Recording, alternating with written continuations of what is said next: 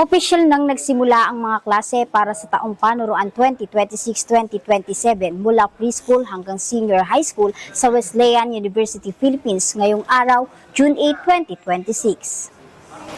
Simula din sa taong ito, ipatutupad na ang 3-term school year sa basic education sa bansa, ayon kay Teacher Loida C. Ramillo, High School Discipline Coordinator. Mahalaga na maunawaan hindi lang ng mga mag-aaral ang mga pagbabago na nakasaad sa DepEd Order No. 009, Series of 2026 o ang Guidelines on the Implementation of the 3-Term School Calendar in Basic Education.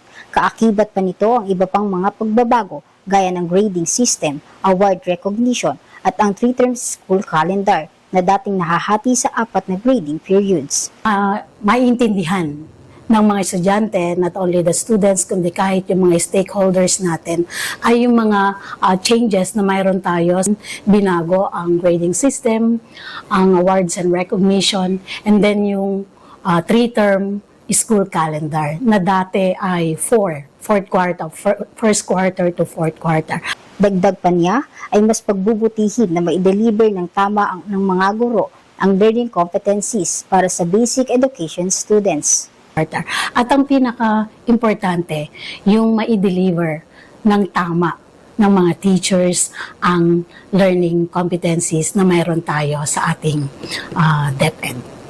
Ayon naman sa mag-aaral na si Raymond M. Flores Jr. ng 12 STEM, inaasahan niya sa mga guro ng Wesleyan University Philippines ang quality delivery of instruction para sa quality education na ayon sa kanya ay naranasan niya mula nang siya ay mag-aral sa universidad. Dagdag pa niya, hangad niya na maging more socially active kagaya ng mga kapwa niya mag-aaral. Hello po, my name is Raymond M. Flores Jr. and I am from 12 STEM Aristotle. And ang ina-expect ko po, especially sa mga teachers, is of course quality education because I was here last year and I've experienced quality education po talaga. And this year, I'm really looking forward for quality education because Wesleyan University Philippines provides quality education po talaga. And for the students naman, I am expecting more socially active po and mas mag-participate po sila because I was part of the student government last year and I want to encourage every student here to participate in events to make sure that no one is left out here in Wesleyan University Philippines. Thank you. Para sa Public Information Office, ako si Maripe Constantino, nag-uulat. Upgrade your future now.